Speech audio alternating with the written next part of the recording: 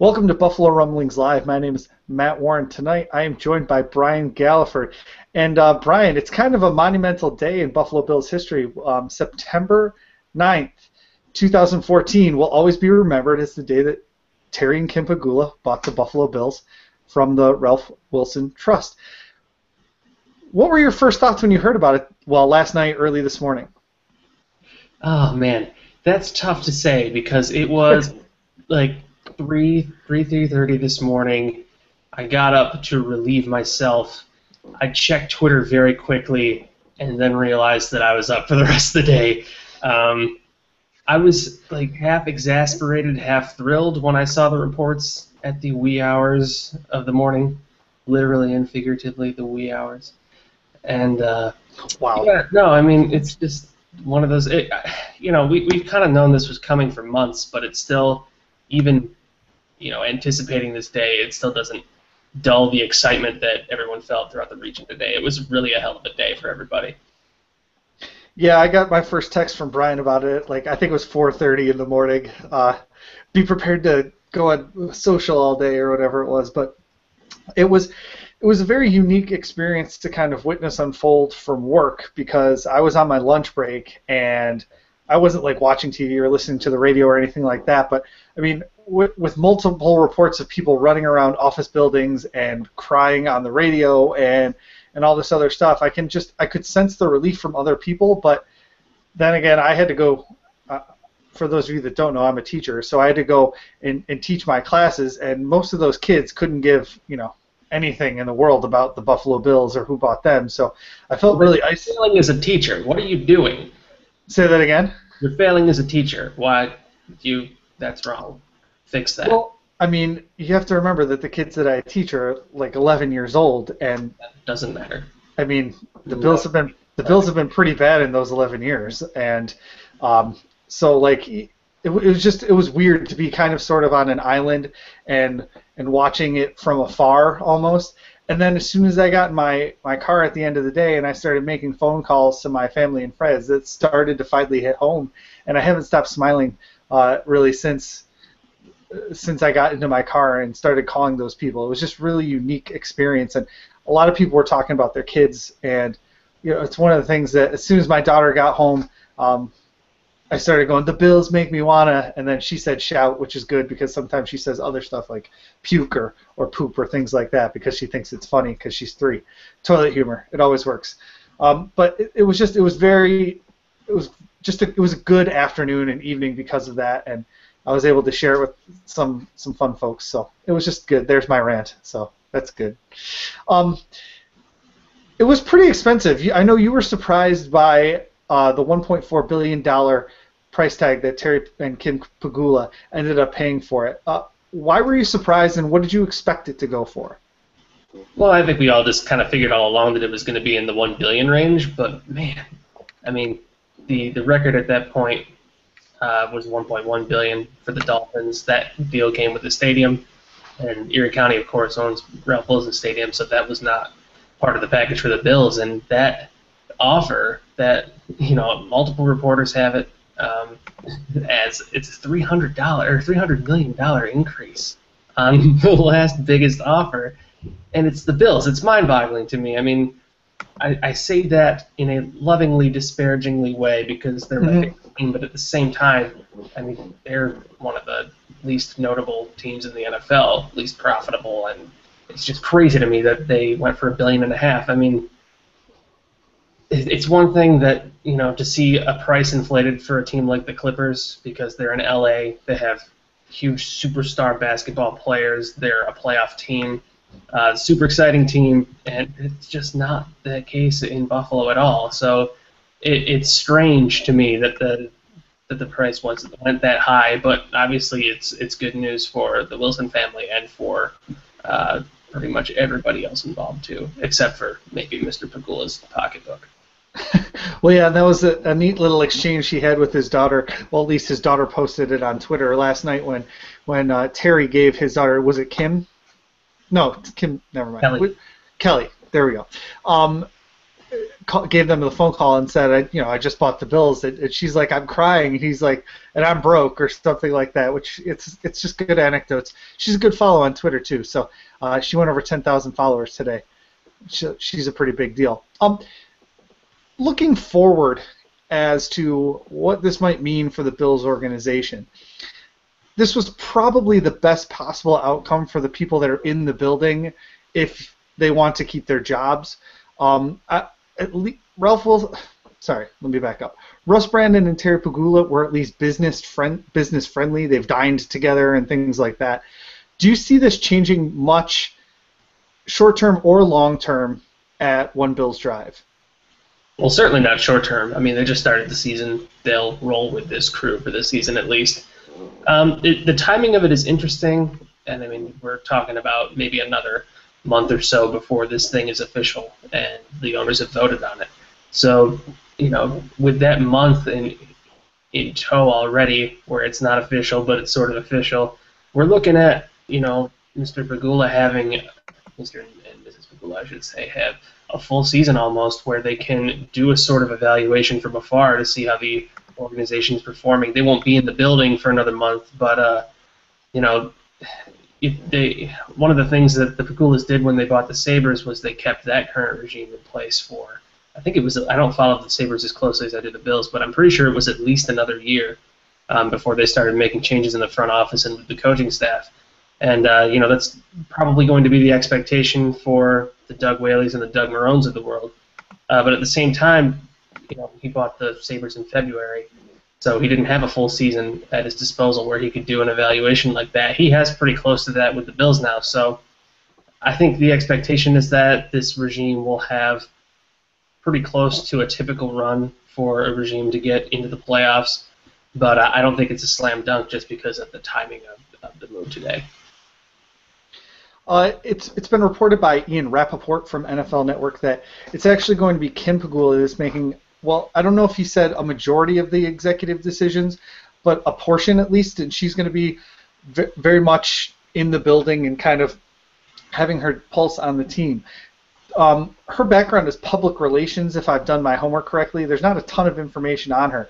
What else can you tell us about Kim Pugula as opposed to Terry Pugula? Not much. I mean, we're just learning about these people today, and as I say, I don't follow the Sabres as closely as I do the Bills. I do know that she's a Fairport native. She's a Houghton College alumnus, so she's from the area. She's clearly a big influence in the Pugula's return to this area and investment in it. So I think that invested interest bodes well for her. And when you talk about backgrounds and getting into the business landscape, it's not a huge deal. I think, for 6-8 years now, we've had to deal with the Russ Brandon's a marketing guy stuff. So it really doesn't matter. It's her team now, so she can pretty much do what she wants at this point. And the mark of a good owner is getting good people in place and staying as hands off as possible and making sure there's a charted direction. And I don't, knowing as little as we do about her, I don't know that she's not qualified to do something like that. Speaking of public relations and women, how long do you think it's going to be after that October meeting where the owners approved this that Roger Goodell is out front and center with Kim Pugula standing next to him trying to trumpet that this is like an equality move and all the rest of that business right now? That's... If Roger Goodell had any sense, he will just go into hiding for a few months after his latest ill-fated move, going to CBS for a taped interview.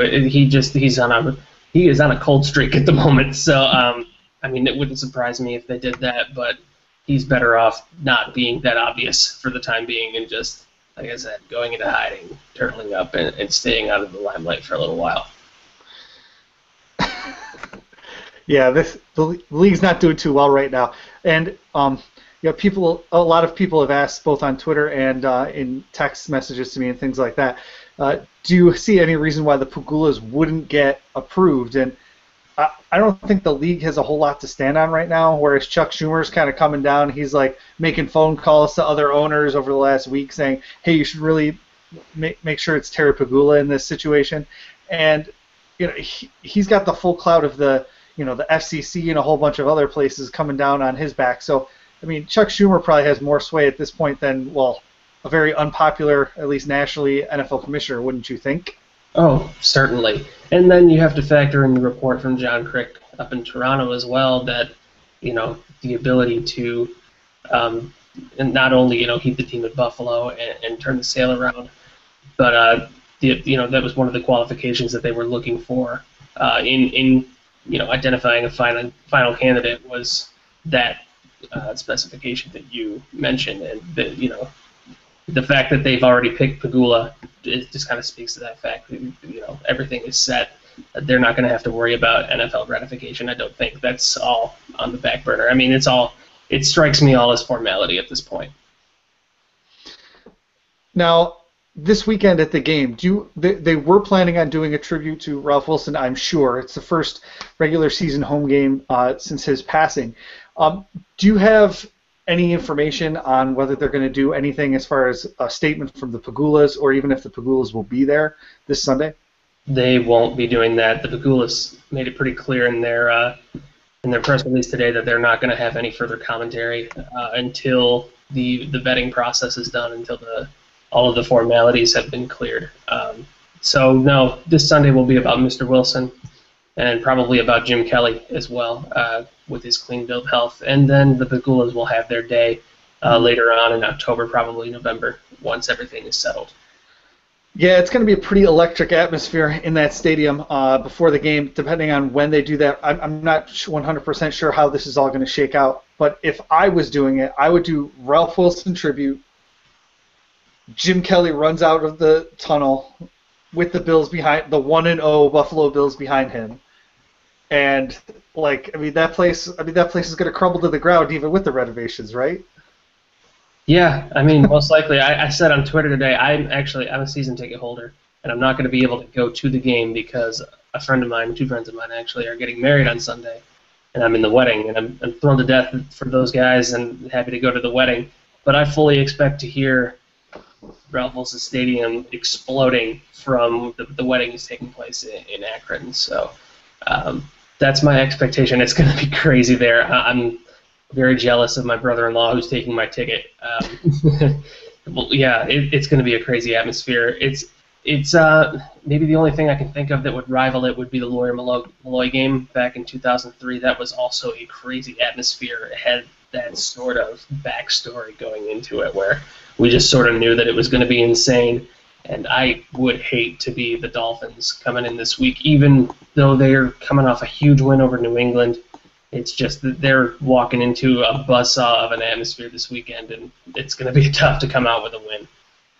And Singa, one of our readers, I don't have to tell you that. Anyways, I'm used to telling other people about who our commenters are. Asks, is Mary Wilson going to be there? And if they're doing a tribute to Ralph Wilson, she will for sure be there, and she will probably get a very large ovation from the Ralph Wilson Stadium crowd, I would imagine. I would hope so, on both counts. Yeah. Tim Graham, who I've been chatting with a little bit tonight, did do some reporting today that Ralph Wilson left some, I can't remember the exact way he worded it, but that whole idea of Ralph's last gift to Buffalo is very true. And as over the next couple of days, we're going to probably learn some more information about kind of how the trust was laid out and the trust's desire to keep the team in Buffalo. Have you heard anything about that? You want to speculate about anything other than what I just said? I would rather not, actually. I would rather talk about the phrase Tim Graham did some reporting, which I cracked up. That's funny. He does all the reporting. Yeah, he's been very good on this story, and he, of course, is the one that broke the news last night and was the first to tweet it out this morning around, I guess it was 9:30 or something. Is that right? Yeah, in that vicinity, yeah. Okay. It all blur after 3:30, but yeah, it was around then. Just a couple quick hitters. Do you think that this makes a downtown stadium more likely from Tommy Boy? We'll see. Yeah, probably. They have the whole Harbor Center thing going on at the waterfront, and it just seems like this is an excellent opportunity to just kind of knit the two franchises together in terms of how they're presented in downtown Buffalo. That's never really happened. The Bills are out doing their thing in Orchard Park, and the Sabres are pretty nicely situated right in the city. if ever there was an opportunity to do it, this is the time. I mean, this same owner for both franchises.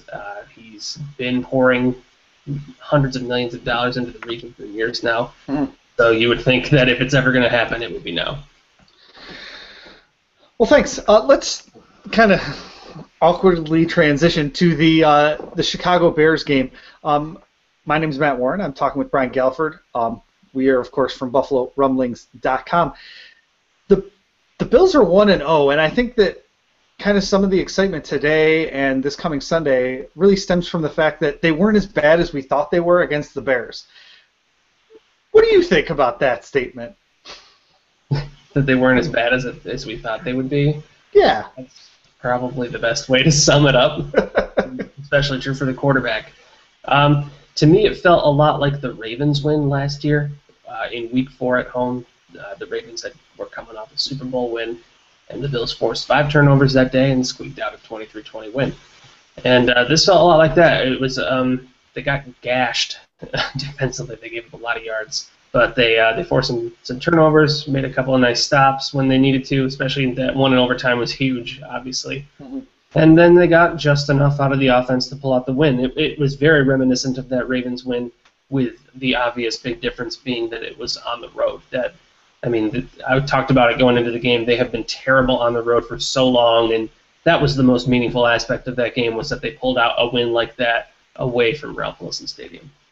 It was probably also beneficial to them that it was on the road after the preseason that they had, getting booed off their home stadium field, and going into Chicago where all they had to do was worry about, that they could go to the team hotel, go to the team meeting, not have to worry about any of the outside distractions or running into people in the supermarket saying, hey, you better do better this week or something like that. I think being on the road actually helped them in that regard. But I totally agree with you that they have generally been awful on the road. It does not surprise me at all that Corey Graham was probably the savior of that game, especially being pressed into duty right with Stephon Gilmore's injury right before the game started, really. Just talk a little bit about what Graham added to that secondary rotation, other than he was capable. What did he do that was so good on Sunday? He's heady, I think, is the best way to describe it. I mean, I said before the game, right before the game kicked off on Twitter, that the leap from having Justin Rogers slide in for Gilmore in Week 1, which was the case in 2013, to Graham is gargantuan. And, the Bills really, really missed Gilmore last season. And, he didn't even have that good of a year, especially right when he came back into the season. They didn't miss Gilmore too badly in that contest. I mean, they probably would have preferred to have him than Leotis McKelvin, given the way McKelvin was abused. But, Graham is exactly what they expected him to be. He's a heady, smart player. He's capable of playing in several different coverages. He can play outside or in. He can play safety. He adds depth in every imaginable way in that defensive backfield, and they're going to need all of it that they can get this season. And that's exactly why they signed him, so that they would have that pinch hitter / guy that can play multiple positions. And he is paying immediate dividends. That he is. While you were talking, I was just checking the comments and looking very confused, I might add. Well, yeah, thank you. Most people have lost the feed apparently, but I'm still getting their comments. I still see you, and it still says that it's broadcasting. So I don't know what's going on. Yeah, I blame you. That's weird. No, everything, audio, video, everything. So. Yeah, I'm saying you broke it. Hold on a second. They're blaming Sally the cat. Definitely not Sally. If not, we can just keep going. And oh man, net zero. People throwing net zero out on us. Anyways, why don't we just keep going, Brian? And because then the video will still upload to YouTube, I would hope. Good boss. I know. It's going to be really annoying if it doesn't. All right. Okay, it's back. We're back. Yay. Okay.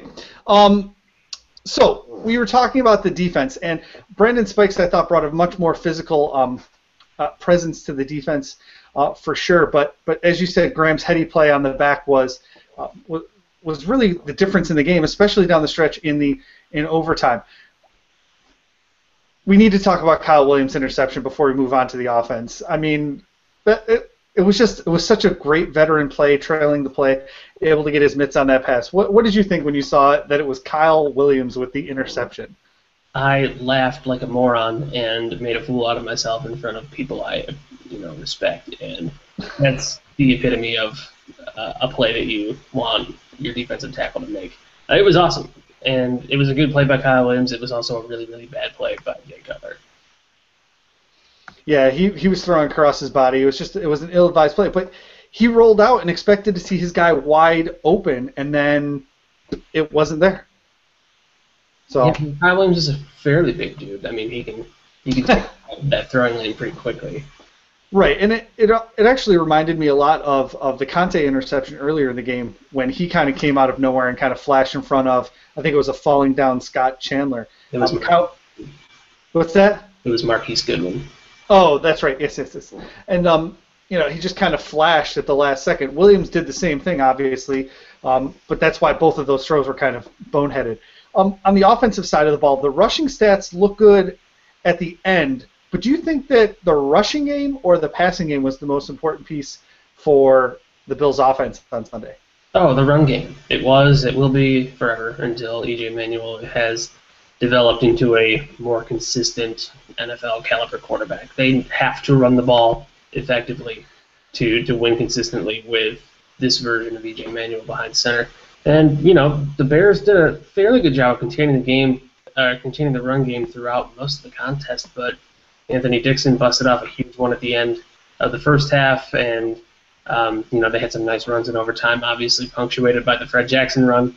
That kind of padded their stats. It didn't feel like they ran for 193 yards, but that's sort of the team they are. They're just going to keep, run the football, and expecting those types of breakthroughs.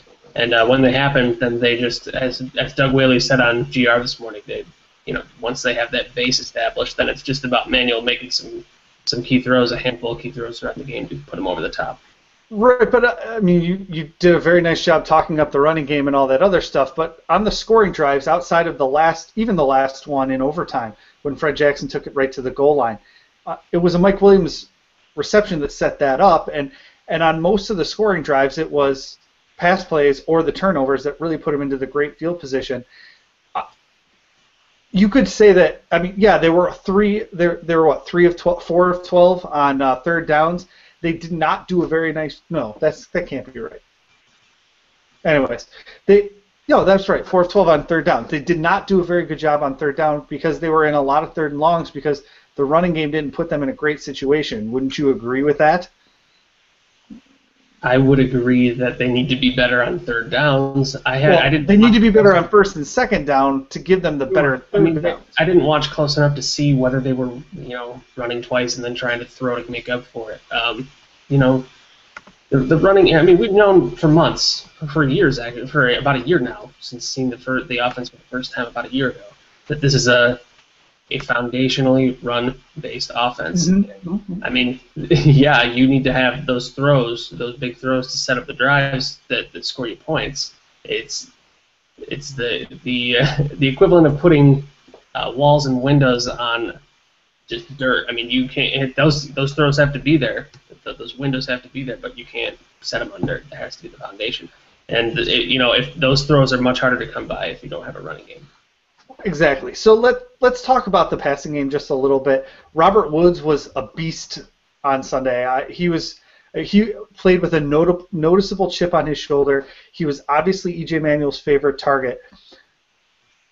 I heard it around the NFL Twitter sphere and podcast world after the game. Why was this guy the third string wide receiver? Why was he running with the second team and third team?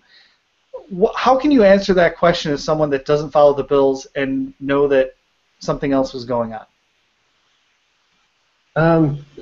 I mean, I don't even know that we know that something else was going on. Okay. I mean, we talked about going into the season that he was sort of a known commodity. He was one of the guys, the top three guys. I mean, when he was healthy last year, he played 90% of snaps. They obviously liked the kid. I think they wanted to see what he was best at and, play him outside and play him inside, and they did that. He played more snaps than any other receiver on the team in the preseason. And, the byproduct was, once in a while he had to play down with the second-team offense, and, they got some other guys up with the ones. I think it was just pure, flat-out experimentation. They may have been trying to send him a message, and I know Doug Marrone alluded to it at one point that they wanted him to play.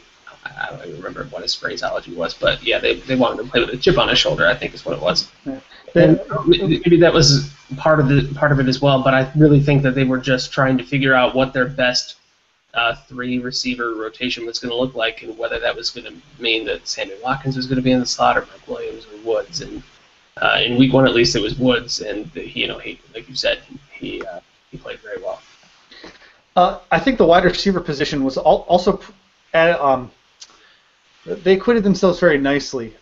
They pretty much all played their roles. Sammy had some speed and the long arms to snag a couple balls. Mike Williams went up and got one. Robert Woods even went up and got one and showed his reliability. Just talk a little bit about what you saw out of the wide receivers that made them successful with E.J. Manuel on Sunday.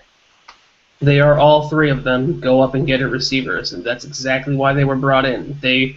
We've been talking about for months, all this offseason, that they wanted to get guys that could make plays for Manuel, make Manuel look better than he is, cover up some of his flaws, and that is precisely what they did in this contest. They have a receiving core now where if it can stay healthy, they're all three guys that make plays at all levels of the field. They can go up and get it. That can run after the catch. It really is a talented trio, and they've built that exact receiving core that they wanted to again make Manuel look better than he is. And I'm not going to disagree with it. Well, thanks for chatting about the Terry Pugula and the Chicago Bears, Brian. We're going to kind of transition into our conversation on the Miami Dolphins now, and we're going to welcome in a guy named Chris Early, who works for the Phinsider.com. Hi, Chris. How are you? Doing pretty well. How are you? We're doing great. Where are you from, Chris? I'm from North Carolina. Well, I could tell by your accent you're not a Panthers fan. No. I liked football long before the Panthers got to North Carolina, and when I was a kid, I picked the Dolphins, and I stuck by them ever since. Oh, well, we won't hold that against you, at least for the next, 15 or 20 minutes. Can you adjust your microphone just a little bit? It keeps popping on me. I don't know. It does that. I can't help it. Okay. I'm trying to.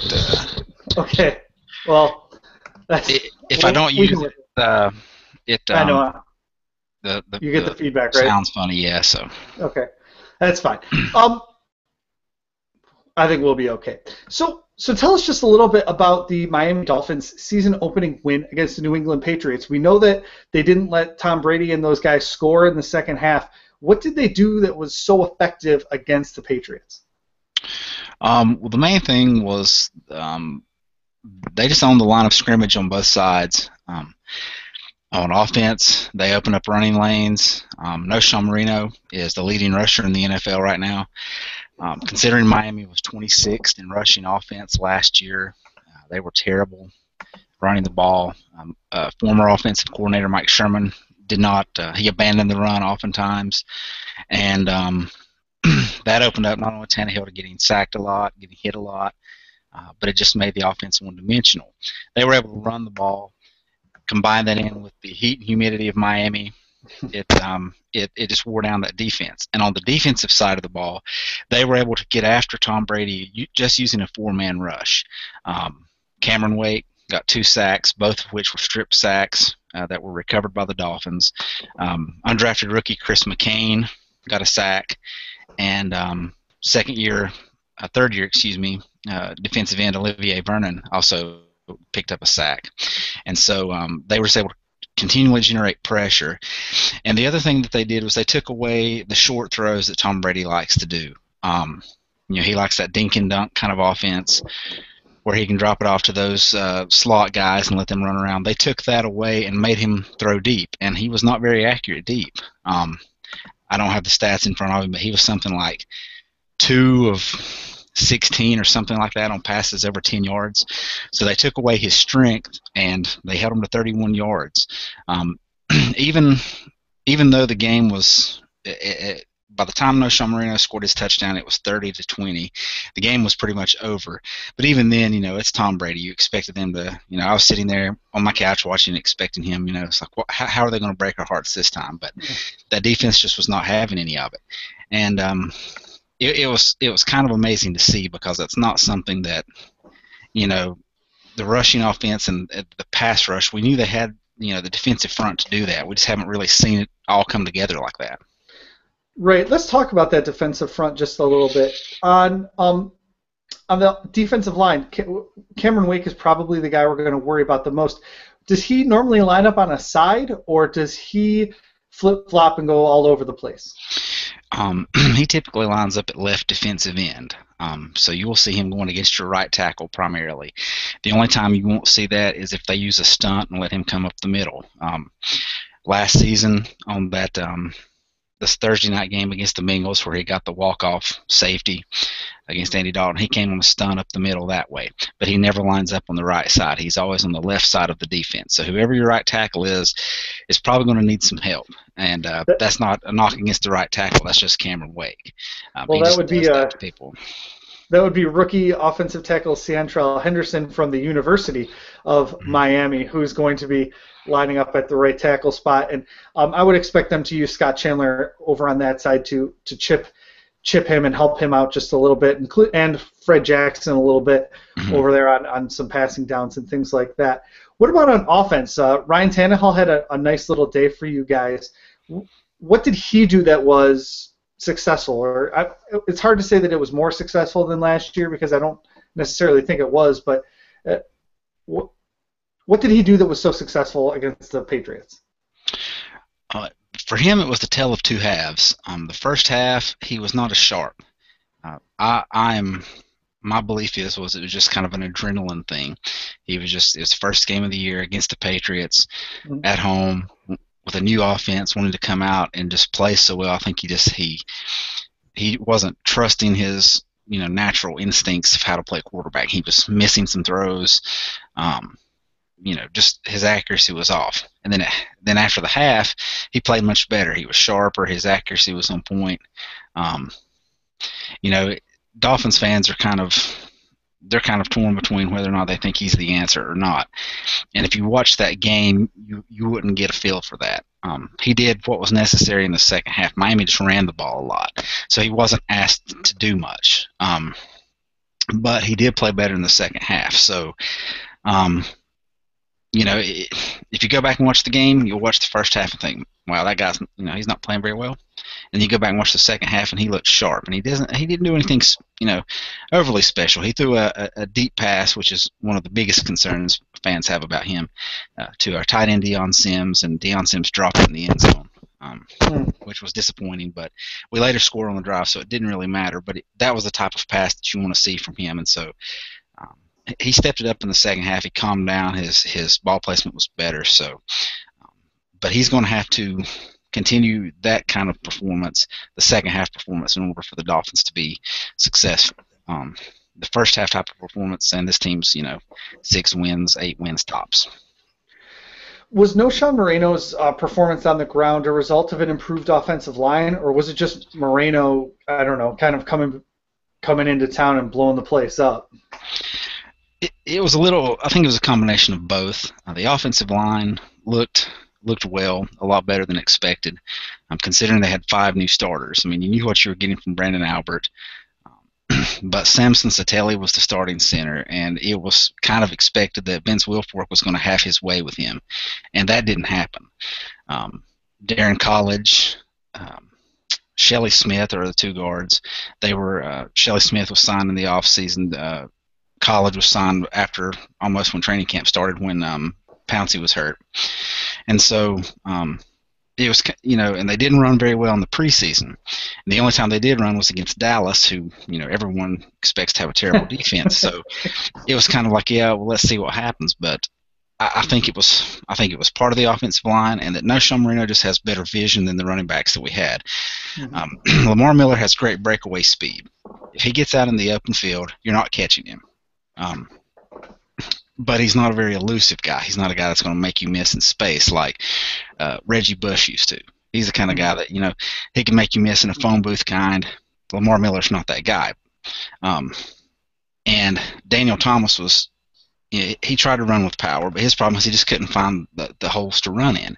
He would run into a pile of bodies more often than not. So Marino just had the better vision. He would find the holes when they were there and would go through them. And he ran with an edge, and that was something that I mentioned in one of the live threads, was that he played with an edge, and the whole team kind of fed off of that. He would. It's not so much him just getting up and yelling in people's faces, that kind of stuff. It was just he ran like a guy that everyone was down on, with a chip on his shoulder, and the team fed off that. Even Lamar Miller, when he got back in, ran harder.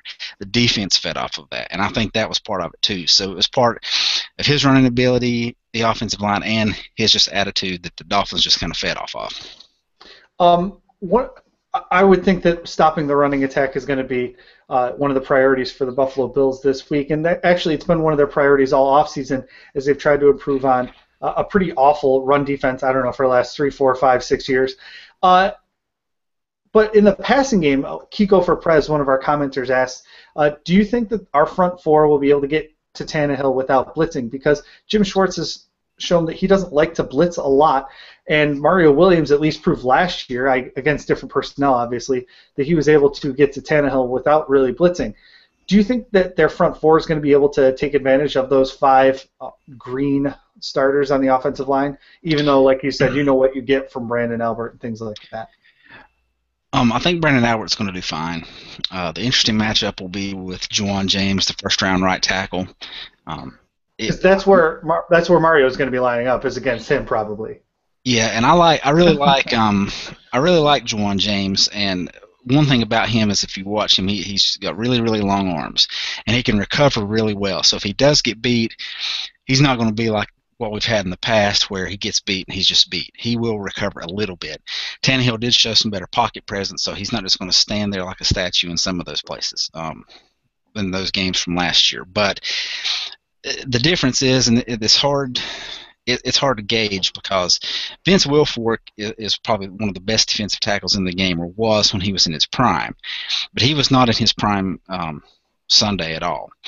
And whoever lines up beside him is just not as good as Marcel Darius and Kyle Williams. So the interior of your offensive line is going to be, or defensive line, excuse me, is going to be more key than the edge rush, in my opinion, because, even if James starts to struggle, they're going to throw in a tight end or something to chip him. It's those guys in the middle. Who are they going to attack first? Who are they going to double team? Can the other guy hold off, do a one-on-one block? So if those guys in the interior can succeed, Tannehill will have a better day in the pocket. If they can't succeed, then I expect you expect to see Tannehill do a lot more rollouts, other kinds of plays in ways to spread them out. So I think your front four can, if the interior offensive line for the Dolphins can't hold up. If the offensive interior can hold up, then you may have to start sending blitzes or trying something else. All right, that's nice. So we've talked about how the Bills' defense might attack the Dolphins' offense, but let's flip the script a little. Linebackers are out, correct? That's all 3 of them, right? You guys run a 4-3. So 3 Dolphins starting linebackers are out. They signed former Bill today or yesterday, Kelvin Shepherd. What are you guys going to do that's going to prevent the Bills from having a field day, either running the ball or, kind of in that short intermediate passing game? The guys that they have right now filling in at linebacker, Jelani Jenkins is a second-year guy, and he's actually not bad in coverage. So if you're expecting the underneath kind of stuff, he's not bad. He did a pretty good job against Gronkowski. Granted, Gronkowski wasn't completely healthy, and Shane Vereen. So he did a fairly decent job covering them. So that was kind of a surprise. I have no clue as to where he is in the running game. But the guys played well Sunday. The backups did.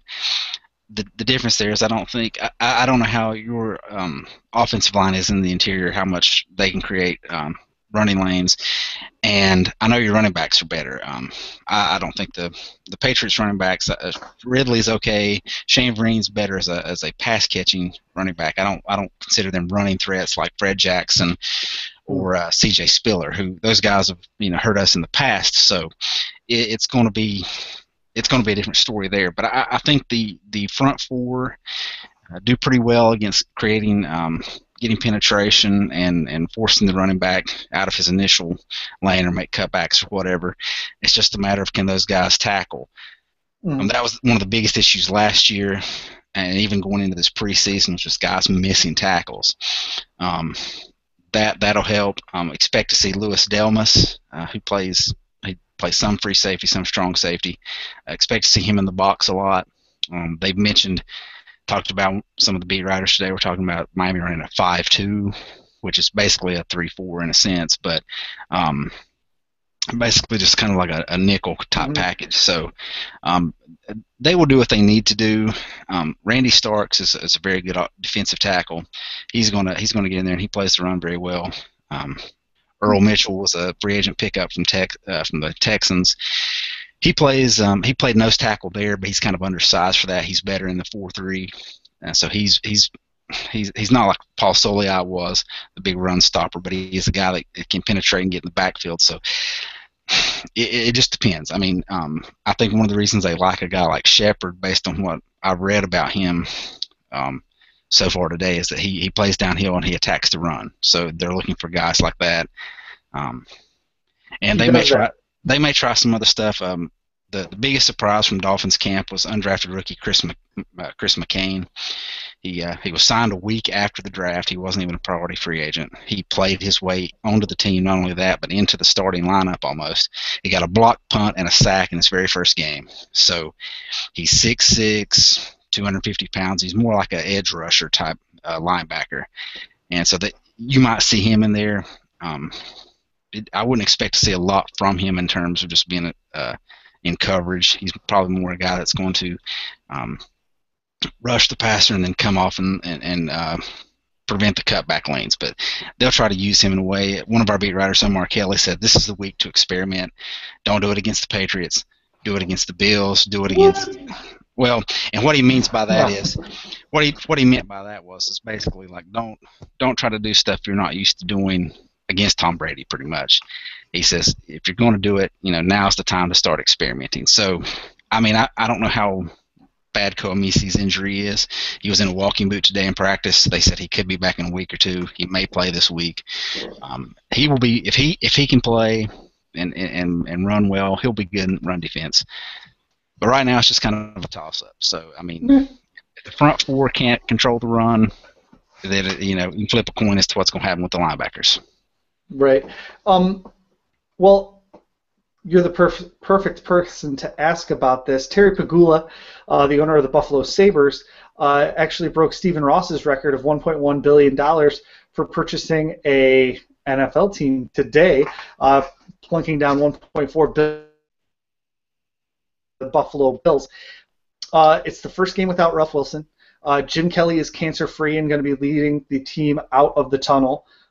In some regard, we're not quite sure how that's going to look yet, but they're going to. I mean, the Ralph is going to be pretty electric this week. Have the Dolphins even? I know media day is tomorrow, so they probably haven't even been asked these questions. But have they talked at all about the fact that the Ralph is going to be pretty darn loud and excitable on Sunday? They've not said anything, and I know Cameron Wake came out and they talked to him today, and he said he was treating it was a business trip, and that they put the Patriots win behind them. I I know that was a big game for them, so there's the potential there for a letdown. But I think they experienced that last year. At least some of the veteran players that were already on the team last year understood. They beat the Patriots in a big game in Miami last year, came up to Buffalo and lost terribly. And so I think that's going to stick in their minds. I don't think they're going to be overwhelmed by it. I think they will be prepared. Throughout training camp, a lot of teams will practice with simulated crowd noise, and the Dolphins played music. They would blast, Bon Jovi. It probably was Bon Jovi, wasn't it? Rap, country, just whatever they could. And the players liked it, but it was a different change. But they've practiced that kind of, what's going, that type of stuff instead of the actual crowd noise. So, I don't know that it'll be a distraction. I think for them, they'll probably game plan to the point. It's like, look, we need to get out, get in front early, and quiet the crowd down. If they come out and give up a bunch of sacks or throw a pick or fumble like they did last week and get the crowd into it, I don't think it's going to hurt them overall in terms of just them being out of the game at that point. But you want to take the crowd out as much as you can. So I think they will prepare for that. Speaking of your trip to Buffalo last year, how much talk has there been on your message boards about how Thad Lewis isn't going to be there and you don't have to worry about him anymore? Well, Kevin did put up a fan shot as soon as he was released that the Bills' secret weapon wasn't going to be there anymore. So there was a sigh of relief from Dolphins fans about that. But like our beat writer said, it's just Buffalo is they match up very well against the Dolphins. And I don't think a lot, you can't watch the national media, because I was listening to some of your show earlier about, you'd mentioned how people who don't follow Buffalo can't explain some of this stuff, like with Robert Woods and so on and so forth. And it's the same thing with, people like, oh, it's the Patriots. They don't realize that the Dolphins match up very well against the Patriots. They just do. The Dolphins beat them last year, beat them this year. They went into Foxborough last season and held Tom Brady to 25 yards in the first half, and then, of course, our coach just got out-coached in that game in the second half. But, they had the potential to beat the socks off of the Patriots that game, so they just match up well. Likewise, the Bills match up very well against the Dolphins. So, the Thad Lewis thing is fun to talk about, but really it's more, it all goes back to the trenches. It's how our offensive line goes against your defensive line and vice versa. I think the secondary will be up to the challenge with your receivers. I think our receivers, it'll be a good matchup there with your secondary. I know, I believe I read today Gilmore's suffering from a groin injury, so I don't know how well he'll play.